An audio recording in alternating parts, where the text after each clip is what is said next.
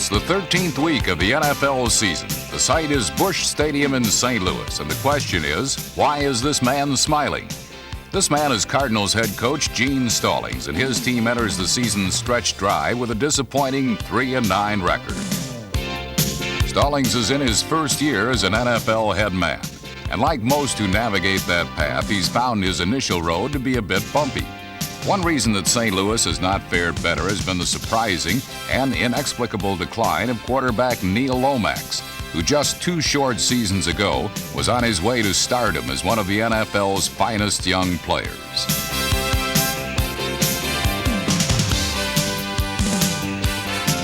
That road is now being traveled by the Redskins' Jay Schroeder.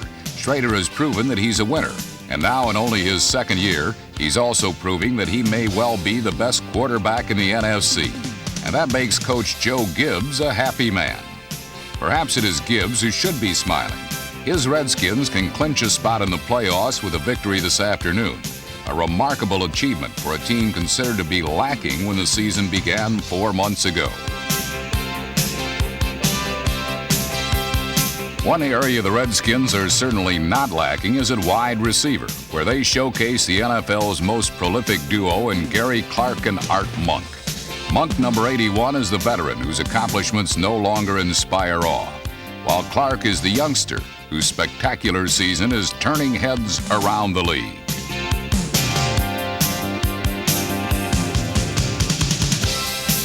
It could well be a tough afternoon for the Cardinals' defense, although the Big Red has played much better in recent weeks. Their hope is to postpone the Redskins' playoff express as 2 NFC East rivals, the Cardinals and the Redskins, do battle on the NFL Game of the Week.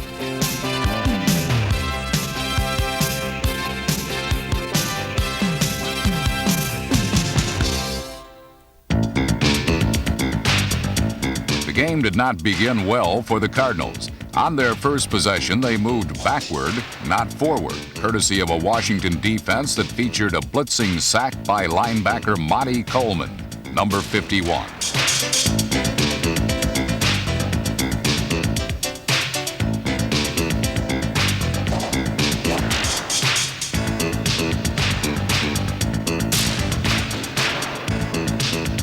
The Redskins are among the league leaders in quarterback sacks, a fact that no doubt weighed heavily on the minds of Neil Lomax and the St. Louis offense. The Cards' passing game has not generated that much this season, and Lomax, once among the NFL's shining stars, had lost his confidence and his starting job until he returned a couple of weeks ago. On the Cards' second possession, number 15 flashed some of his old magic, as 3 big completions helped St. Louis sustain the first scoring drive of the game.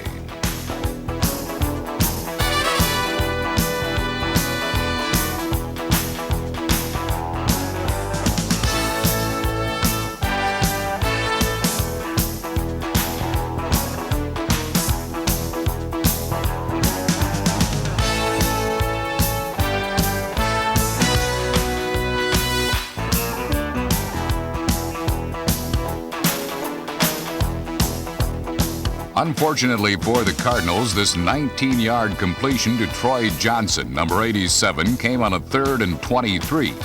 But it did move them close enough for a field goal try of 46 yards by recently signed kicker Eric Schubert.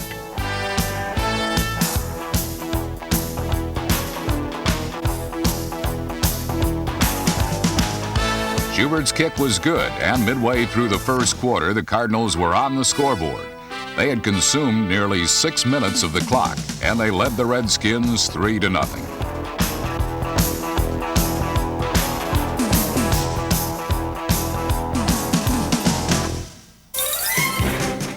It did not take long for Jay Schroeder and the Redskin offense to come back. The key play was this catch and carry by number 24, Kelvin Bryant, who was making his first start as a Redskin in place of the injured George Rogers.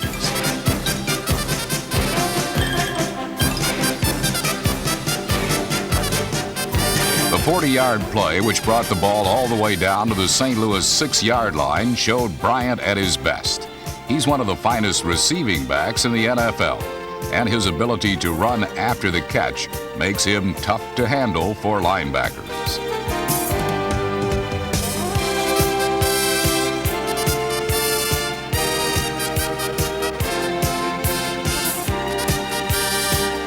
Bryant's play was the spark that the Redskin offense needed. From the 2-yard line, the drive would end with this Schrader to Gary Clark touchdown.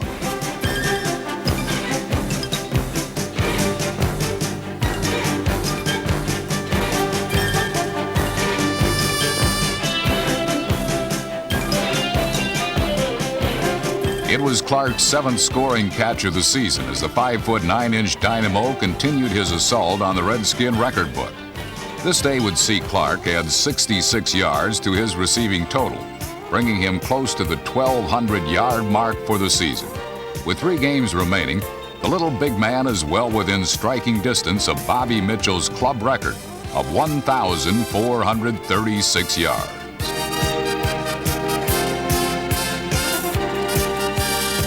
But at this point in this important game for the Redskins, Clark's touchdown grab pulled Washington ahead 7-3 as the first quarter drew to its conclusion.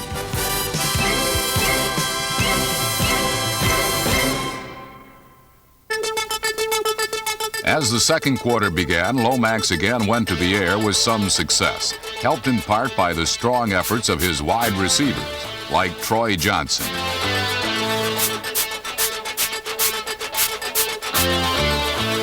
Johnson's leaping grab was the high point of a drive that finally was bogged down under the weight of the Redskin pass rush. Lomax was sacked 4 times in the first half, too many to establish a consistent passing game. But the Cardinals finally produced a touchdown drive midway through the period.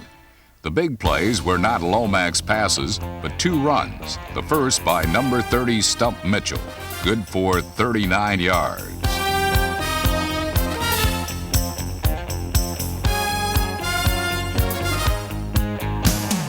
Mitchell's open field excursion was followed by a tough inside battle of 14 yards by Earl Farrell, number 31.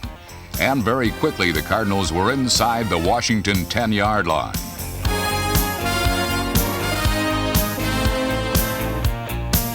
Lomax did finish off this sudden spurt with a beautifully thrown ball to wide receiver J.T. Smith, number 84, on a timing pattern in the end zone.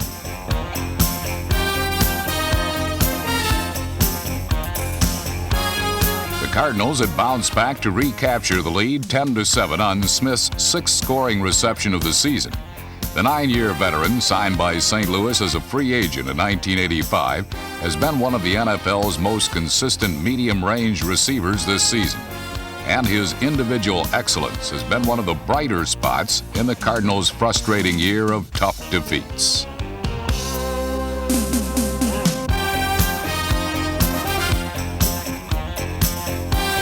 The Redskins were now beginning to show some frustration of their own as they were engaged in a much tougher battle than they might have expected from the 3-9 Cardinals. But as always, the coolest head on the team belonged to young Schrader, who settled things down for Washington with 2 big plays.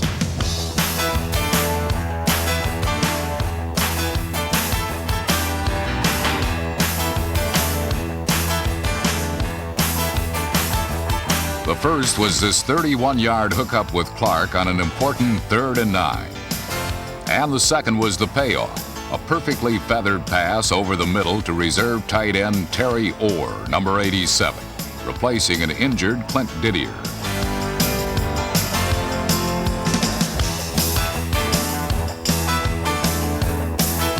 The touchdown was the first in the NFL for Orr, a rookie from Texas who was a hard-running fullback for the Longhorns. On the Redskins, he's made the transition to tight end. And although on Washington's depth chart he's the number 4 man, he produced when called upon. And that's so important to teams striving for the championship.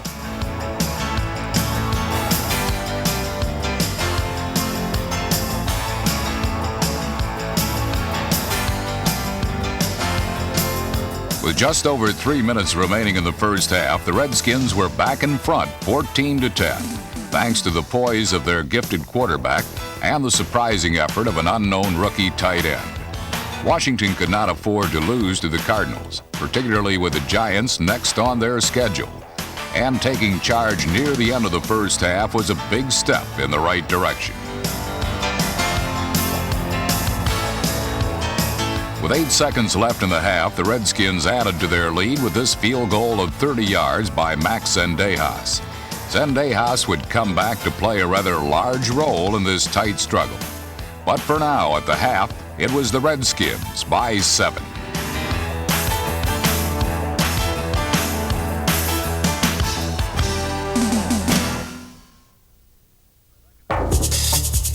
The second half was played under conditions better suited for the Hound of the Baskervilles than a football game. Drizzling rain and a hanging mist served as a backdrop, while both offenses seemed to be in a bit of a fog themselves.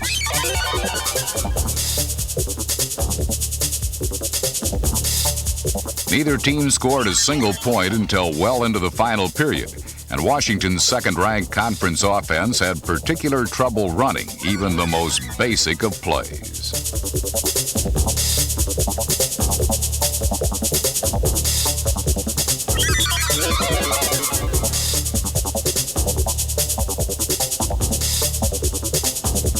Although the Redbirds are foundering in the league standings, they still have one of the best pass defenses in football. A major reason why this third-period Redskins drive ended without a payoff.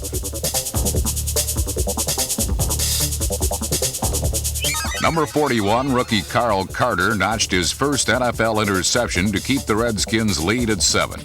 But the real hero was all-pro safety Leonard Smith, number 45, whose initial deflection was the reason Washington turned the ball over. But if the Redskin attack was sputtering, the Cardinals weren't doing much better, as 2 third-quarter possessions failed to get St. Louis past even their own 30-yard line.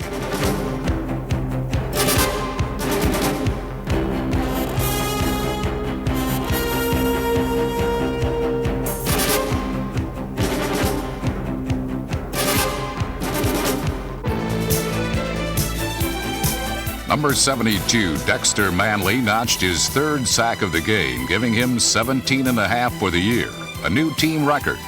But did this little bit of history inspire the Redskin attack? No, it did not, at least not for a while.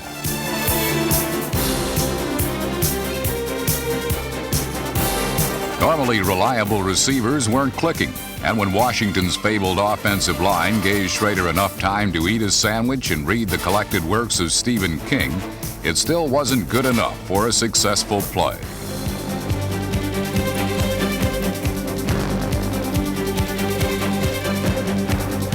Granted, the Skins were missing some of their regular players from injuries, but their backups were getting open, and Schrader wasn't able to get the ball to the new faces. Even some of the familiar faces, like wide receiver Gary Clark, were looking a bit haggard, just missing connecting with Schrader's tosses.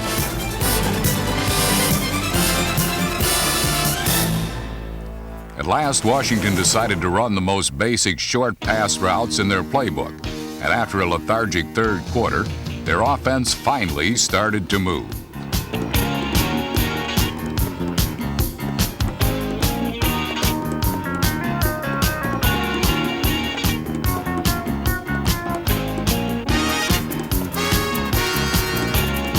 Kelvin Bryant took the ball inside the Cardinal 20, but then safety Leonard Smith made his second big play of the half and dropped Bryant, who was trying to sweep to the right.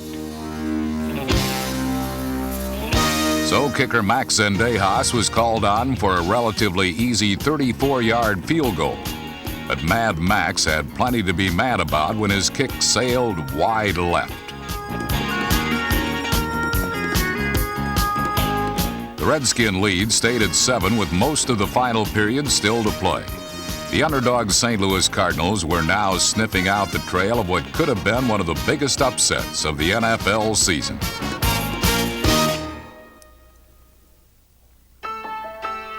Only 4 teams in the league have less productive offenses than the Cardinals, and they had done little in the second half to improve that standing. But that was before the Redbirds began giving the ball to running back Stump Mitchell, who produced immediate results.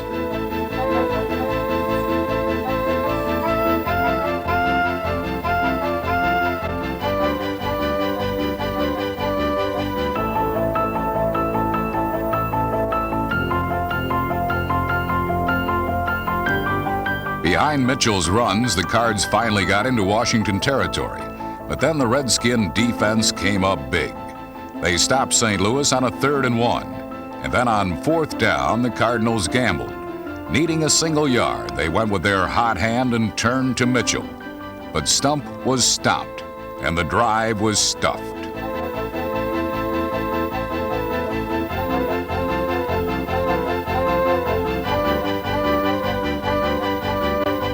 Cardinal frustrations were mounting. Their defense was doing an excellent job holding the powerful Redskins, but it seemed to be going for naught.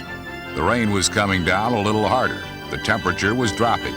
But while the Washington offense remained as cold as the weather, the Redbird offense suddenly turned red hot.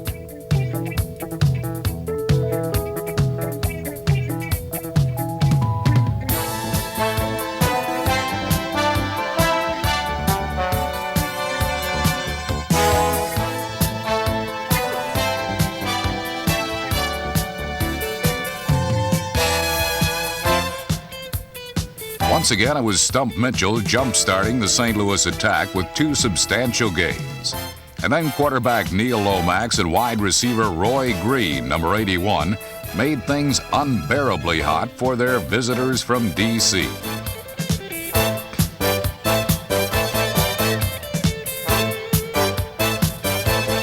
The 35-yard scoring strike did more than tie the game. It ushered Green into a very exclusive club. With the catch, Green became one of the few receivers in NFL history to catch 300 passes and gain 5,000 yards. Both historic landmarks were achieved by Green on this single play.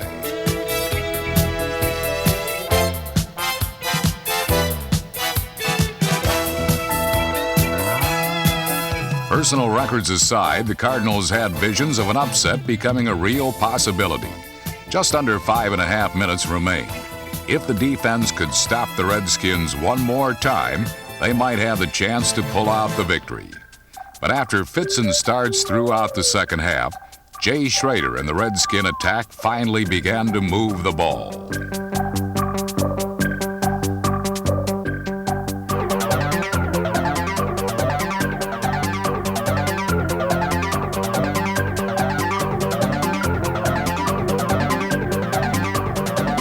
The Redskins were in real jeopardy only once. On a 3rd and 8, their coaching staff signaled in a play that wasn't even in their game plan and had not been called all year. It was a quarterback draw, and with Jay Schrader employing his sliding technique from his previous career as a minor league baseball player, the call proved to be a most astute selection.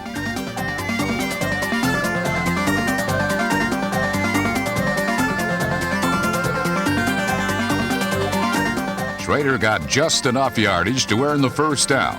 And then with 8 seconds to go, Washington gave Max Zendejas another chance to atone for his earlier miss. From 27 yards out, Max didn't want to fail this time. And he didn't. Washington took a 20-17 lead, but they weren't quite out of the woods yet. Only 4 seconds remained. But if the Cardinals were going to go down, they'd do so with their boots on and their guns blazing. Their final kickoff return, if not productive, put a scare into the Skins and was, if nothing else, entertaining to watch.